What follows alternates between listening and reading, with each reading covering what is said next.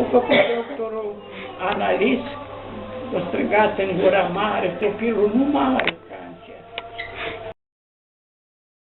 A venit un domn și o doamnă cu un băiat de 13 ani și a spus dacă avem loc de cazare. Asta am mai spus-o, dar o mai spun că e mare durere sufletească. Și dacă avem loc unii să stea o noapte aici, că mâine avem internare cu băiatul. Eu am întrebat, da, ce are băiatul? Are cancer. A început și tata să plângă, și mama, și copilul. Copilul s-a întâlnit la mamă și a strâns în brațe. Mare durere. Pentru mine am plâns și eu cu târsi când am văzut asemenea lucruri. Și am spus, vă rog frumos, mâine dacă vreți copilul să nu mai aibă cancer, că am mai avut cazuri de este.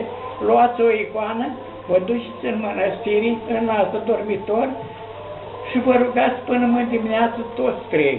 Iisuse scump, ajută-mă, Măicuță scump, ajută-mă. Și vă promit, în numele Măicuții Domnului, mâine copilul nu mai are cancer. O luat icoana, o plecat, plângând, mă rup la inimă. Și s-a rugat, a doua zi dimineață o plecat, tot o plecat, că avea bilet de internare.